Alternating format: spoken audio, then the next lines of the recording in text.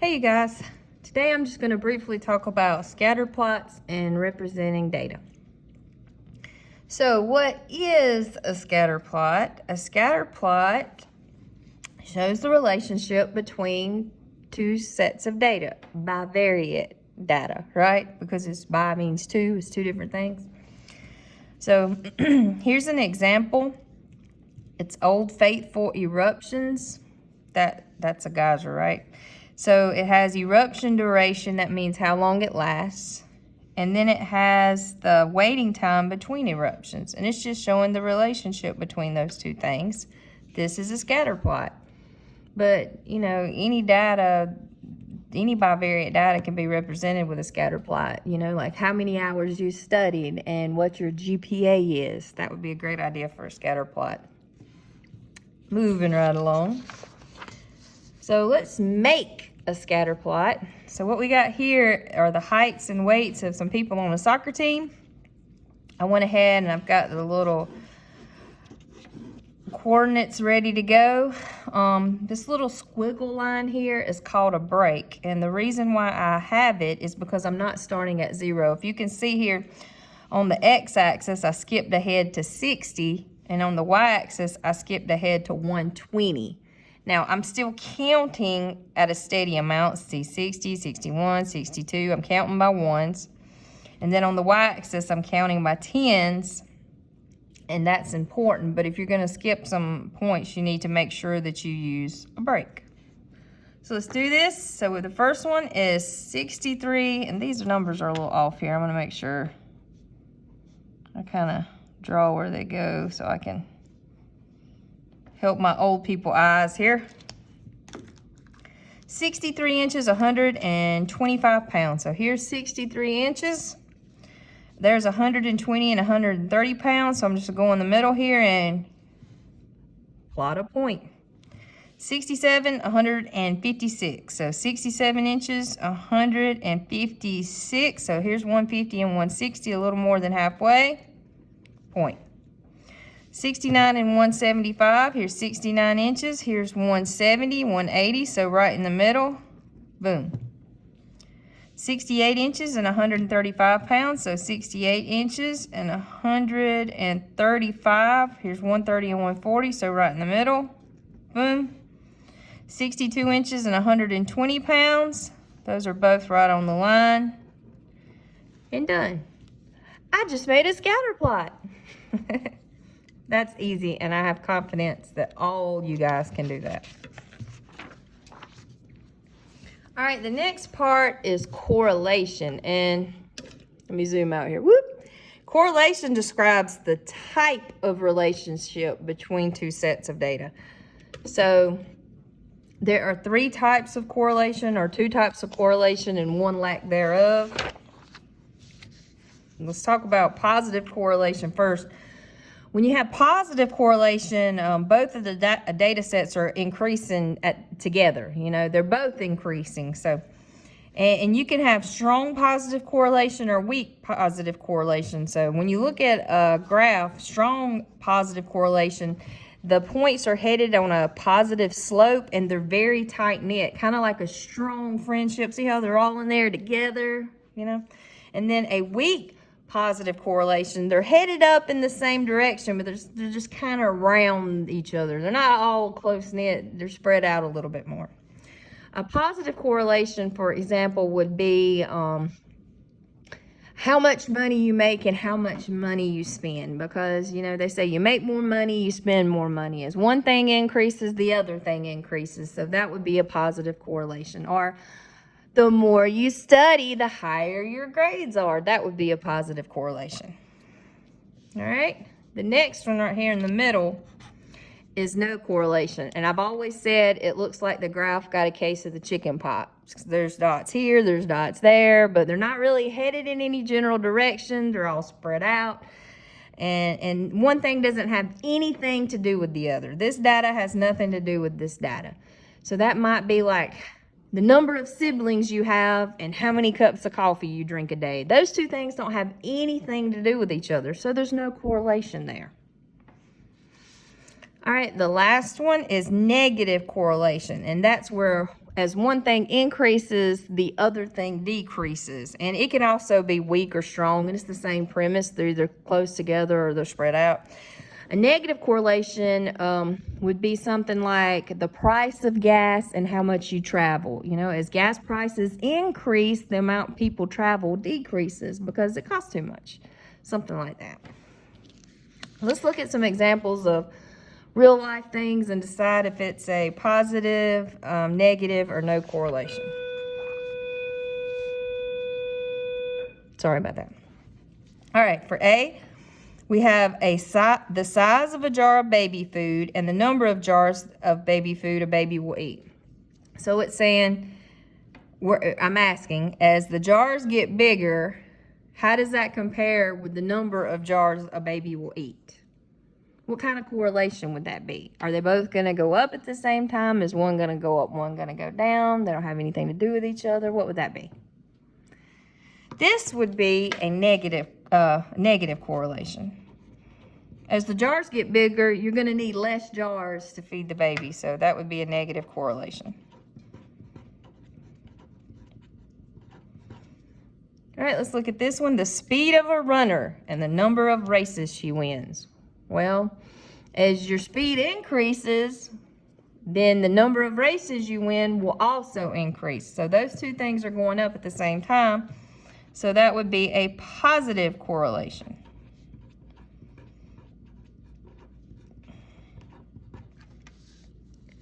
The size of a person and the number of fingers he has. Okay, well, those two things don't have anything to do with each other, we hope. So that would be no correlation. Okay. The next thing I want to talk about is interpolation and extrapolation.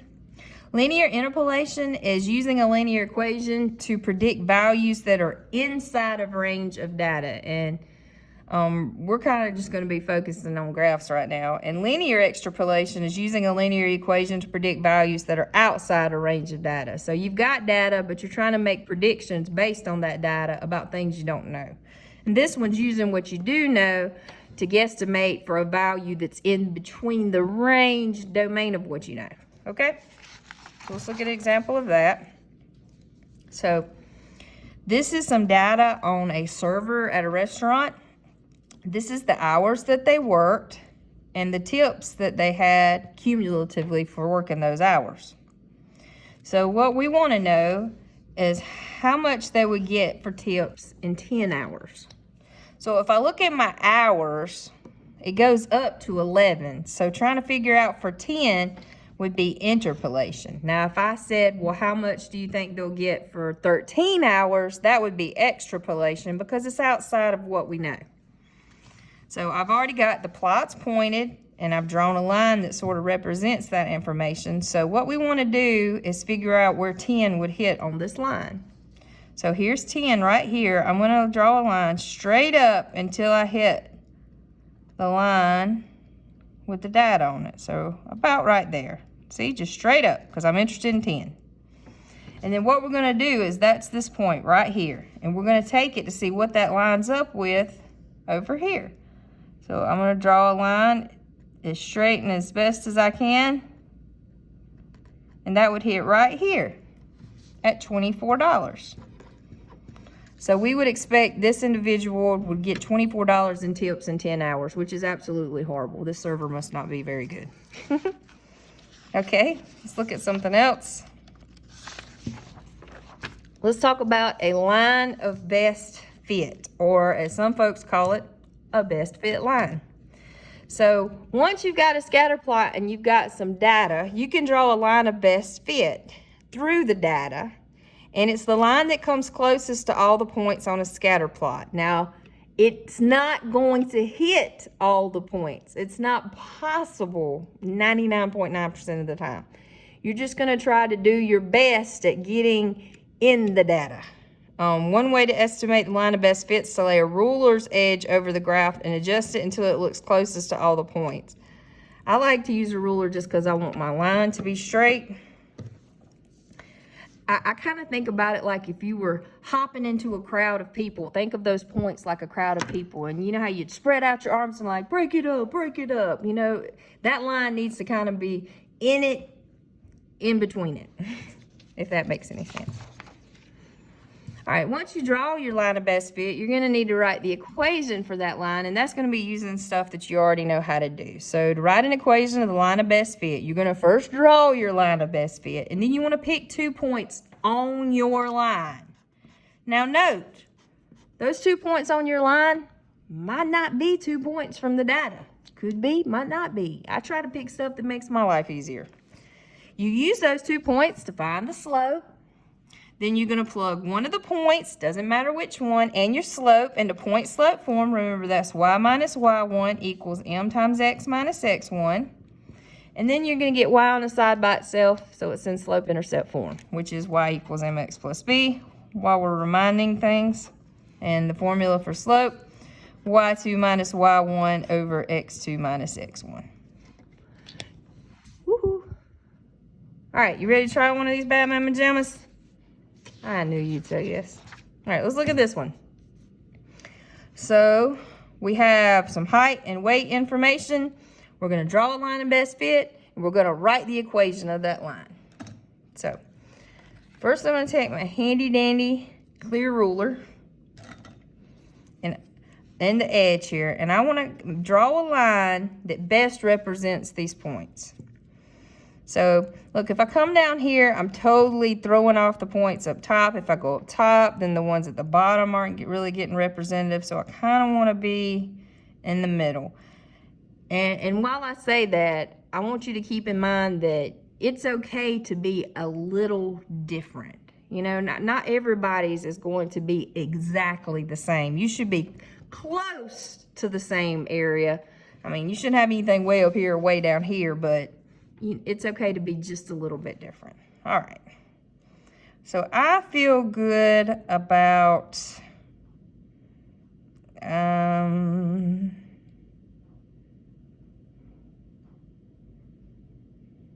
going to say here. I got to get dedicated to the proposition. I'm going to go with right here.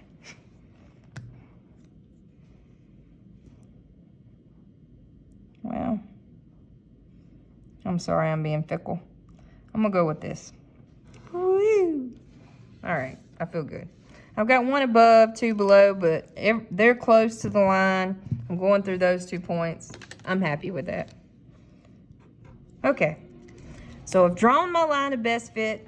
I feel good about it. So now I need to pick 2 points on my line, and luckily I have these 2 lovelies, and I'm going to use those. So this is the point 68, 160, and 74, 190. All right, so I'm going to use those 2 points to find the slope. So m equals y2 minus y1 over x2 minus x1. And we knew the slope was going to be positive because this is a positive correlation, right? So 190 minus 160 is 30. And 74 minus 68 is 6. So my slope is 5. All right, and now I'm going to use one of my points in a slope and do point slope form. So I'm going to come over here for that. So I'm going to use my point 68, 160 and my slope of 5. And let's do y minus y1 equals m times x minus x1. So that'll be y minus 160 equals 5 times x minus 68. We're going to distribute. So y minus 160 equals 5x minus, let's see, 5 times 60 is 300, 5 times 8 is 40, so 340.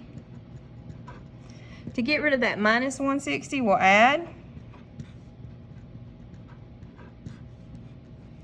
Y equals 5x, different sign, subtract. So that'll be 0, 8, 1, and the boss is negative. So the equation of my line of best fit is y equals 5x minus 180. And the cool thing about this equation is I can totally use it for linear extrapolation or interpolation. But let's say I wanted to know, okay, this goes up to 74 inches. Let's say I want to know what a person would weigh if they were 78 inches, okay? So if they're 78 inches, what would their weight be? So what we would do is we would plug in our input, which is the height in inches for X, and then the output would be the weight in pounds. So we would have y equals 5 for X. I'm going to put in 78 minus 180. 5 times 70 is 350. 5 times 8 is 40, so that'll be 390.